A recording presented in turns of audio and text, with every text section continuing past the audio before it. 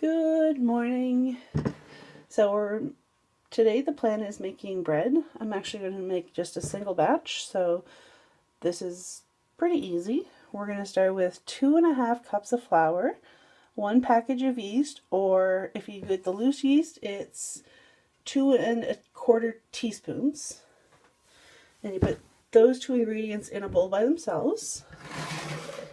In a pot, you're going to put 2 tablespoons of sugar, 1 tablespoon of shortening, and a teaspoon of salt, and 2.5 cups of water. Mix that together. I use hot water from my sink. 90% of the time, I don't even have to put this on the stove. What you're going to do with the pot, as you can tell, mine's already starting to melt. Basically, you want to put it on the stove until the shortening is almost melted. And if I just cut the shortening up into smaller pieces, it's harder to do with one hand. I can probably work it without putting it on the stove.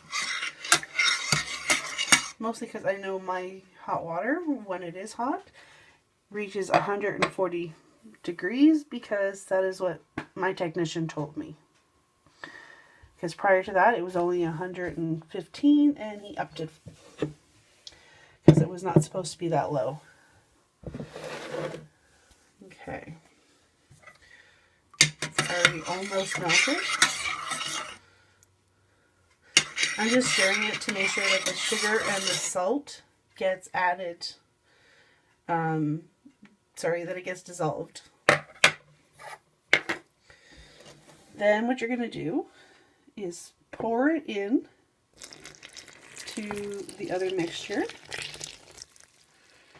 And you're going to actually put your hand mixer, or if you have a table stand one, and you're going to turn it on low for 1 minute, and then you're going to scrape the sides, and then you're going to put it on high for another 3 minutes, and again scrape the sides, and I'll be back with you at that point.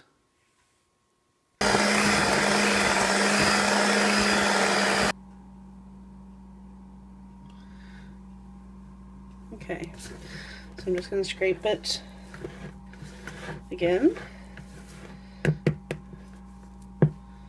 See if I can get that to stop wiggling around. Okay.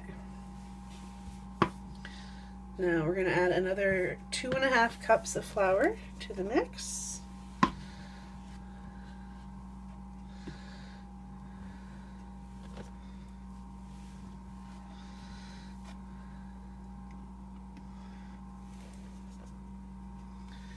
I'm also going to put another cup of flour to the side just to be on the safe side. Oops. Camera's all jiggly and I'm sorry about that. I'm trying to do this without holding the camera. Okay. So the next thing is to blend it all together. You just start at the sides and move your way into the middle. And as you'll notice, it's already starting to form the dough.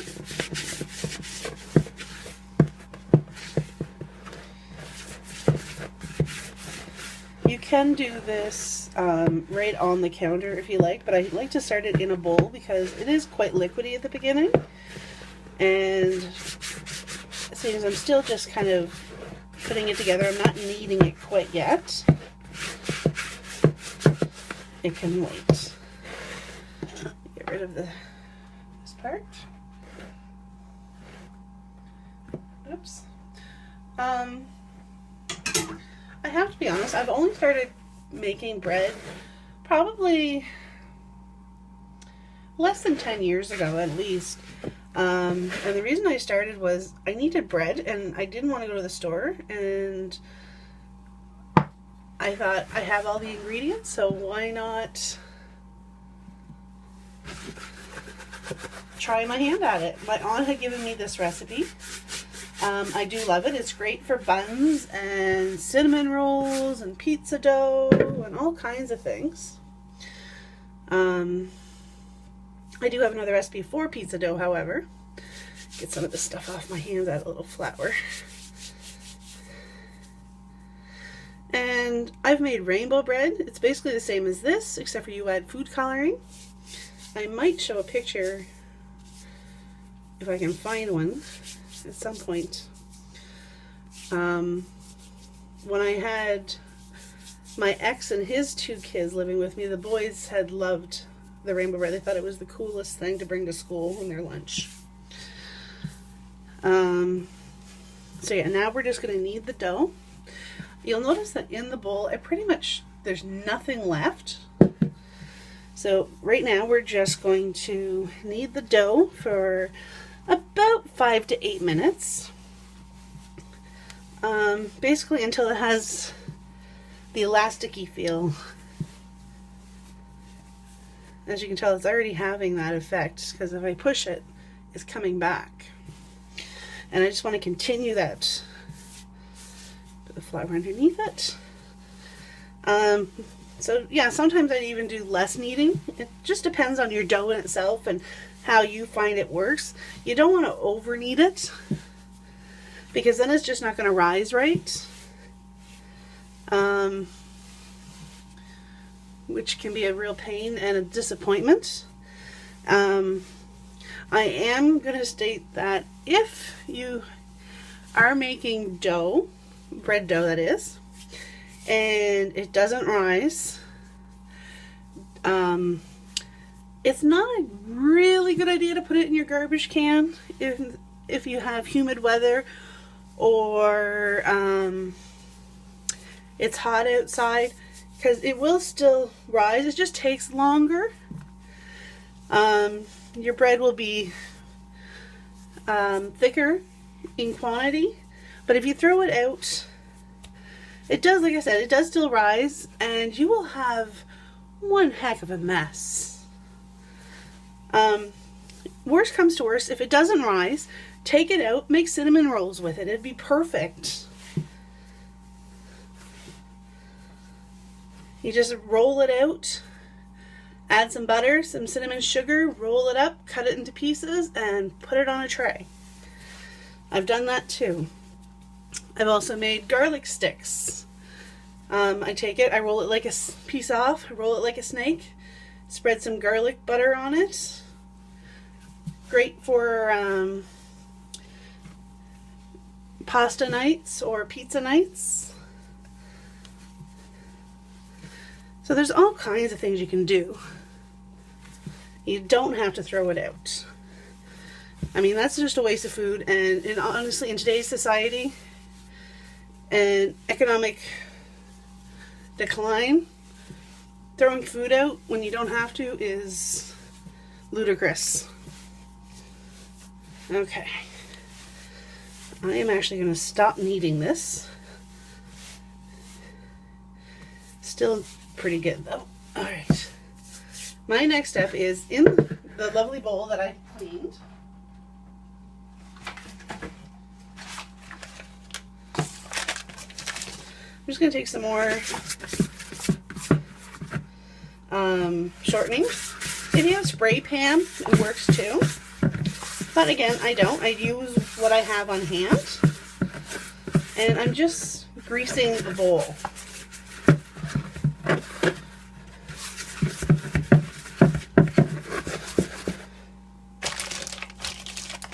Grease the sides, grease the bottom. Okay.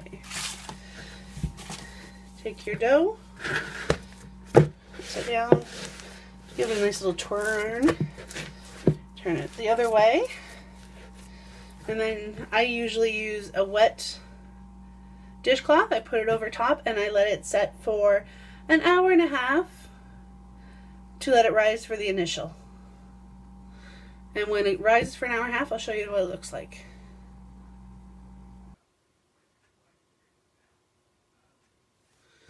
Okay, so it's been rising. Next thing I'm going to do is just kind of cut it in half. A little more flour so it doesn't stick to the bottom. There we go.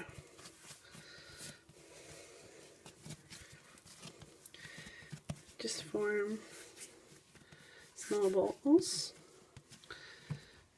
Put them down.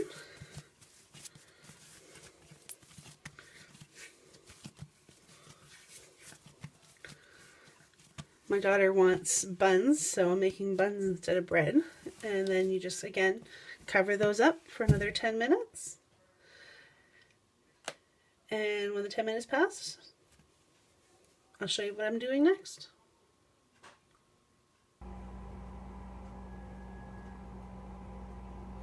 Okay, so it's been 10 minutes. Again, they rose nicely. Now, because I'm making buns, during the 10 minutes I greased my pans. There's one, there's two.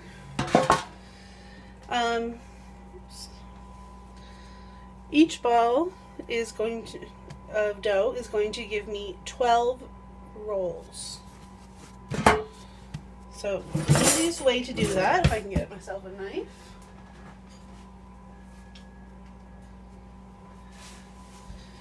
okay, is cut it straight in half, and then cut half into half again. And then I'm just going to cut this into 3 equal parts. And then simply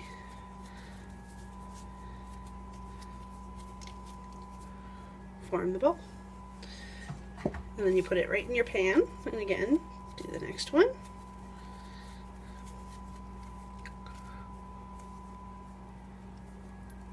Put it in the pan. Next one.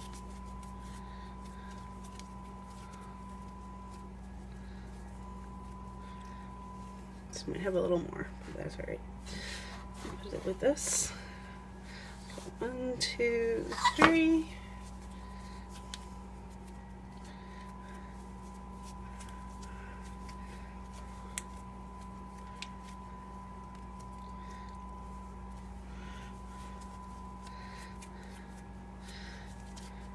I tend to do it the easiest way possible.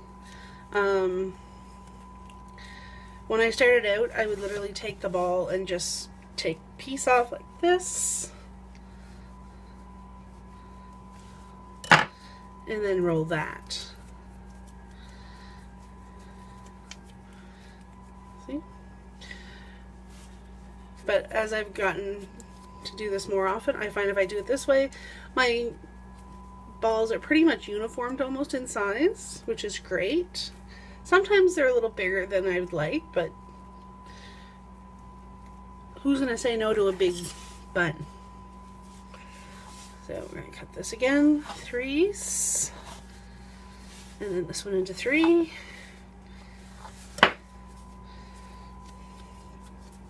My first pan only holds 9. Okay, pinch the bottoms.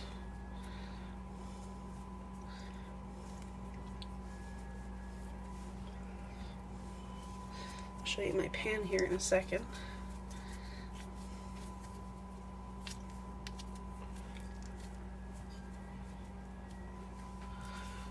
Actually, let's take this one that I made. Just adding a little more dough to it. Okay. It holds 9. When I finish the other pan, I'm going to, oops. Once I make the buns for this pan, I will again cover them up for a good hour, hour and a half again, let them rise. Again, I put a warm, wet tablecloth, not tablecloth, dishcloth, dish towel on top, and I find it helps them rise so much easier.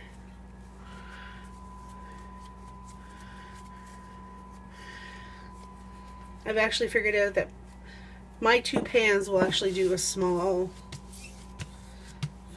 out again.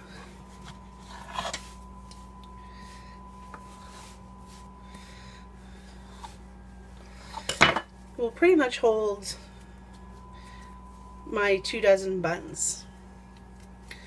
So that's perfect for us. And when I don't use right away, I tend to freeze, and then I just take them out as I need to. My daughter, though, likes them for breakfast and snacks, so I tend to not usually have to freeze too many unless I'm doing like a double batch. But a single batch like this, which would give me 2 loaves of bread, or like I said, the 24 buns, depending on the size,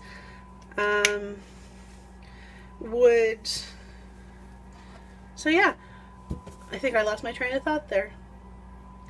24 buns or 2 loaves of bread, basically, is what I'm getting at. The thing that I got to remember is right now I'm doing single buns.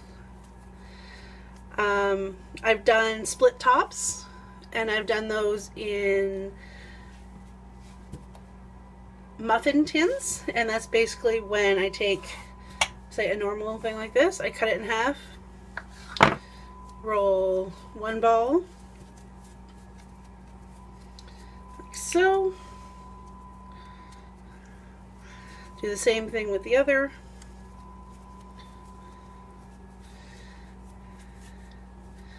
like this, and then both of these would go into the muffin tin so that when they're cooked, they just break apart real easy.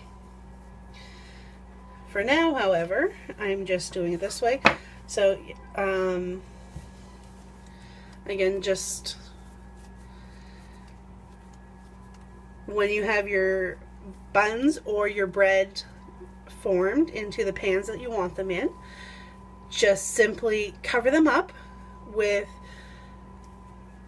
preferably a warm, wet dishcloth, and it helps rise the dough rise quicker. So sometimes you don't even have to wait the hour and a half. Sometimes 45 minutes is all you need. And I am doing these for supper because I'm going to be making my version of hamburger stew, and that will be next week's video. But for now, I thought I would do this and show you how quick and easy I do my buns.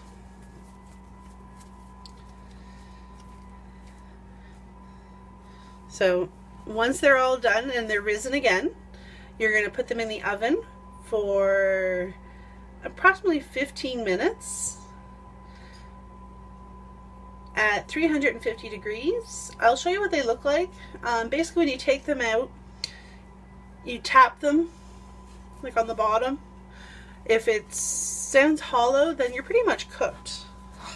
But you want it nicely brown. You don't want it over brown. You don't want it under brown. My sister, according to her, cannot cook buns or bread. It's always undercooked. And I said, well, why don't you just leave them in for a little longer? And she gets mad at me when I say that. So, or at least she did the last time.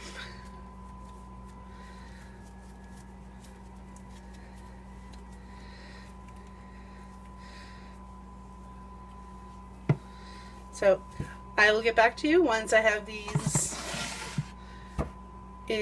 coming out of the oven. So as you can tell, they have risen quite a bit. I know I said I'd show you after I came out of the oven, but I had to show you what they look like. They're like double their size.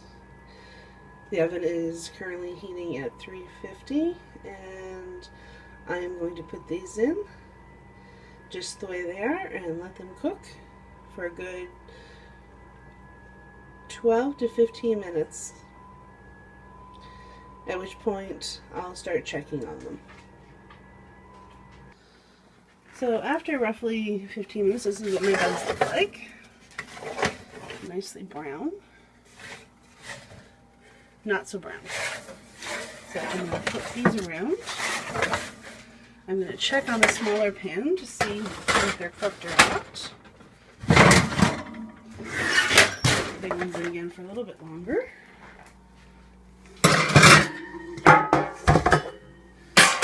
So my bottoms look like. Yeah, they're cooked.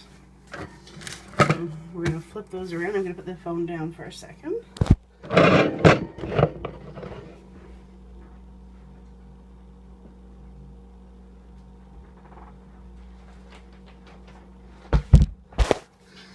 Okay.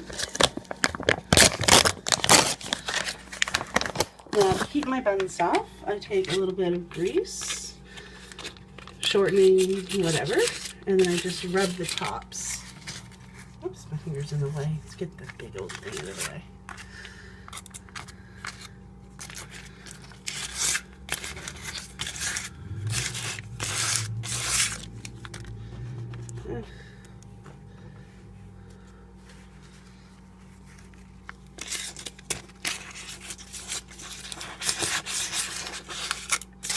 There we go. So that batch is all done. We're just waiting for the second part to be finished, and then we get to enjoy them. I hope everyone has a great day and enjoy this video. If you did, please like and subscribe for future videos. Thank you.